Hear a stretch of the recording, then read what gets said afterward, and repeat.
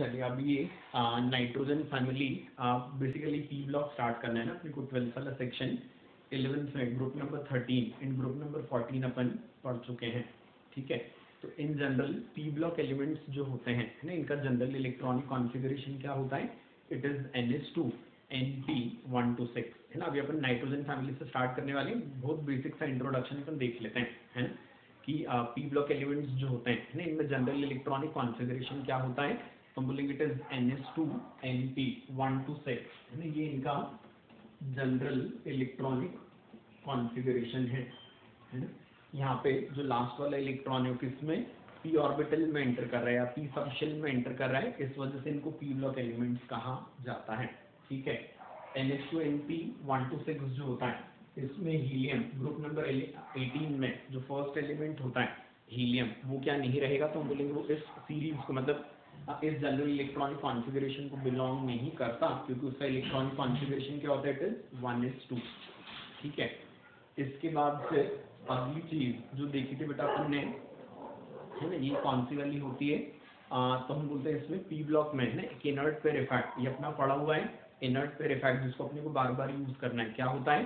तो हम बोलेंगे पी ब्लॉक एलिमेंट्स में ये जो वैलेंसी शेल का एस इलेक्ट्रॉन पेयर होता है, ठीक है, इसका बॉन्ड बनाने में जैसे जैसे अपन ग्रुप में ऊपर से नीचे की तरफ जाते हैं, क्या हो जाएगा? इसका बॉन्ड बनाने में है ना क्या हो जाएगा? इट इज हेजिटेशन बढ़ता जाता है।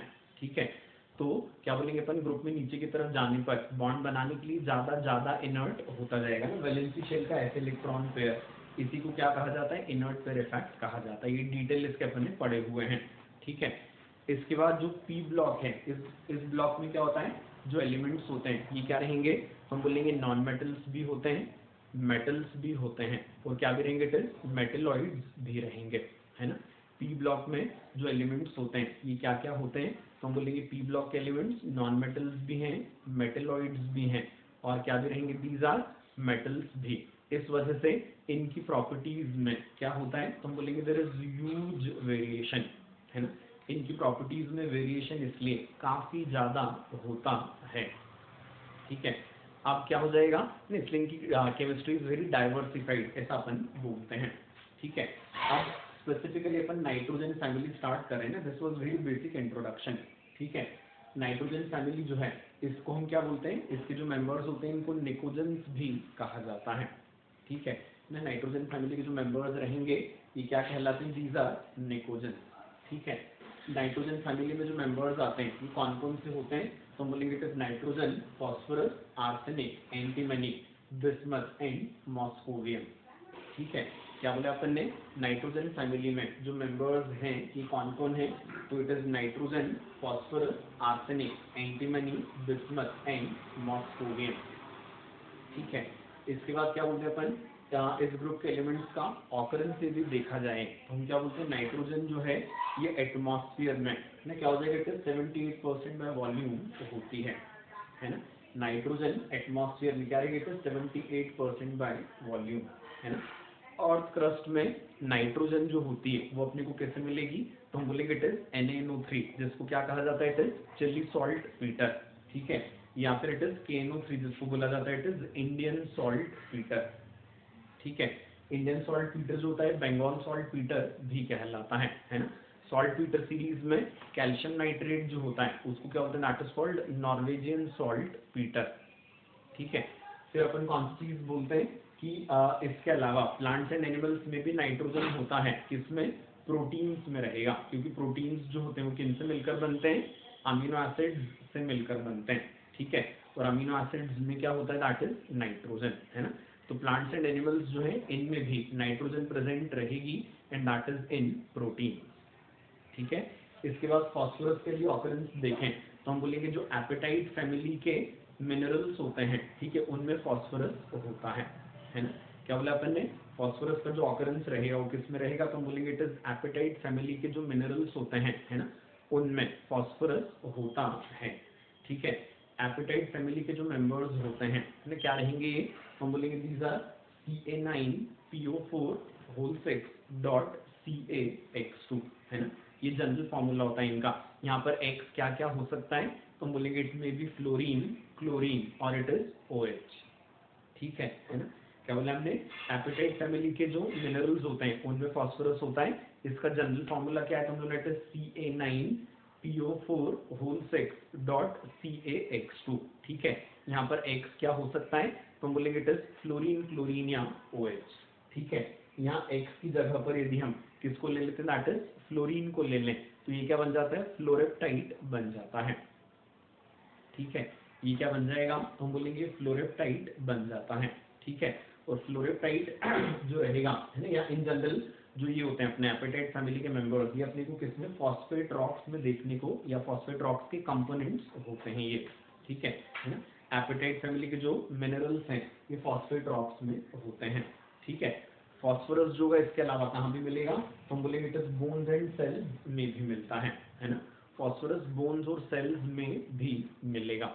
ठीक है, अब कौन सी चीज अपन बोलते हैं, फॉस्फोप्रोटीन्स जो होते हैं ये किसमें, मिल्क और एग्स में भी होते हैं, है ना। फॉस्फोप्रोटीन्स जो रहेंगे ना, these are present in milk and eggs as well. ठीक है, फिर इसके बाद क्या बोलते हैं अपन, आर्सेनिक, एंटीमनी एंड बिस्मथ। ठीक है, इनका जो ऑकरेंस होता है ये मेनली सल्फाइड्स के फॉर्म में होता है ना।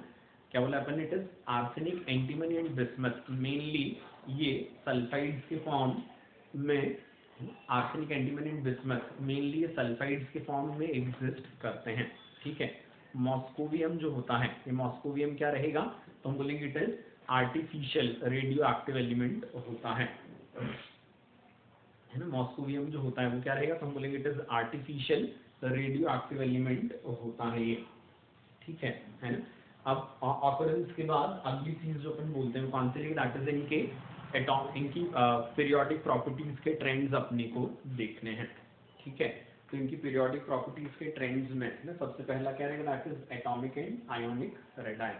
ठीक है, तो एटॉमिक एंड आयोनिक रेडाई में इन जनरल तो क्या बोला जाता है, हम बोलेंगे ग्रुप में ऊपर से नीचे की तरफ आने पर क्या हो जाएगा, इनके एटम्स का साइज बढ़ता जाता है। ठीक है, एटॉमिक रेडियस क्या होगा, तो हम बोलेंगे ग्रुप में ऊपर से नीचे की तरफ आने पर एटॉमिक रेडियस बढ़ता जाता है। ठीक है, लेकिन कौन सी चीज होगी, तो हम बोलेंगे it is because of the filling of D and F orbital in the later elements. कौन सी चीज होती है, तो हम बोलेंगे इनके साइज जो होते हैं ये जितने ज्यादा बढ़ने चाहिए थे उतने ज्यादा नहीं बढ़ते।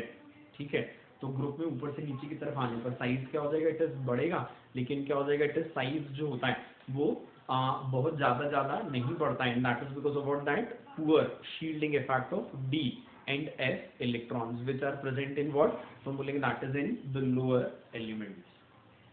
समझ आ गई बात ये, है ना। अब इसके बाद फिर आयोनिक रेडियस की भी हम बात करें तो बेटा इसमें कौन सी चीज होती है कि आयोनिक रेडियस जो होता है ये इसका फॉस्फोरस, ये नाइट्रोजन, फॉस्फोरस एंड आर्सेनिक इनके लिए तो क्या होता है, तो हम बोलेंगे आयोनिक रेडियस एनआईएन का होता है ना, मतलब जो डेटा अवेलेबल है अकॉर्डिंग टू एनसीईआरटी। ठीक है, और एंटीमनी और बिस्मथ इनके लिए ये क्या होता है, दैट इज +3 होता है ना। एंटीमनी बिस्मथ के लिए +3 है ना आयनिक रेडियस, और नाइट्रोजन, फॉस्फोरस एंड आर्सेनिक इनके लिए जो आयनिक रेडियस है वो क्या, दैट इज -3।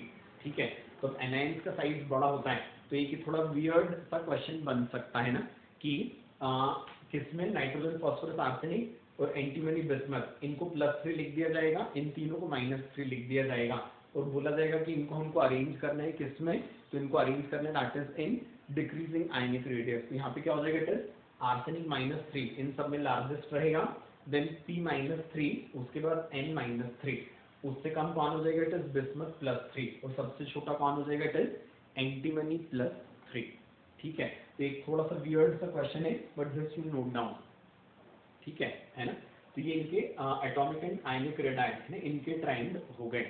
ठीक है, इसके बाद फिर आयोनाइजेशन एंथैल्पी, इसकी भी हम बात करें तो हम कौन सी चीज बोलते हैं कि नाइट्रोजन फैमिली के जो मेंबर्स हैं है ना, इनमें वैलेंसी शेल इलेक्ट्रॉनिक कॉन्फ़िगरेशन क्या है, NH2 NP3। ठीक है, NP3 मतलब यहाँ पर क्या है, exactly half field electronic configuration है। ठीक है, तो इसकी वजह से हम क्या बोलते हैं कि 15th ग्रुप के जो मेंबर्स होते हैं इन जनरल इनकी आयोनाइजेशन एंथैल्पी ज्यादा होती है। वजह इसकी क्या होती है, तो हम बोलेंगे इनमें क्या रहेगा, स्टेबल इलेक्ट्रॉनिक कॉन्फ़िगरेशन होता है, इसलिए आए क्या समझ में, है ना, इनमें स्टेबल इलेक्ट्रॉनिक कॉन्फ़िगरेशन होगा इस वजह से ना क्या हो जाता है, तो हम बोलेंगे इस वजह से ना कौन सी चीज होती है, तो हम बोलेंगे है ना क्या रहेगा, इनकी ionisation enthalpy in general high होती है। ठीक है, दूसरी बात अपन कौन सी बोलेंगे बेटा, तो हम बोलेंगे कि लेफ्ट से राइट की तरफ आ रहे हैं अपन, तो कार्बन फैमिली से तो इनकी आयनाइजेशन एंथैल्पी ज्यादा होनी ही थी। ये ज्यादा स्टेबल इलेक्ट्रॉनिक कॉन्फ़िगरेशन जो होता है इसकी वजह से ना क्या हो जाएगा, तो हम बोलेंगे इसकी वजह से इनकी आयनाइजेशन एनर्जी और किसी ऑक्सीजन फैमिली से भी ज्यादा हो जाती है। क्लियर हुआ सबको अच्छे से, है ना। इनकी आयनाइजेशन एंथैल्पी क्या हो जाएगी, तो हम बोलेंगे इट इज ऑक्सीजन फैमिली से भी ज्यादा हो जाएगी। ठीक है, इसके बाद फिर कौन सी चीज बोलेंगे बेटा अगली वाली अपन कि ग्रुप में ऊपर से नीचे की तरफ जब हम आते हैं तो आयनाइजेशन एनर्जी क्या हो जाएगी, कम होती जाएगी क्योंकि साइज बढ़ता जा रहा था, है ना। This is of common understanding only. तो ग्रुप में ऊपर से नीचे की तरफ आने पर आयनाइजेशन एंथैल्पी कम होती है। ठीक है, अब क्या होता है इसके बाद अगली वाली चीज कि जैसे इनमें 3 इलेक्ट्रॉन्स को हटाएं वन बाय वन, तो हम बोलेंगे फर्स्ट इलेक्ट्रॉन का हटना is ionisation enthalpy 1, second electron का हटना इज आयनाइजेशन एंथैल्पी 2, ठीक है, और थर्ड इलेक्ट्रॉन का हटना इज आयनाइजेशन एंथैल्पी 3। क्लियर हो रहा है ये, ठीक है।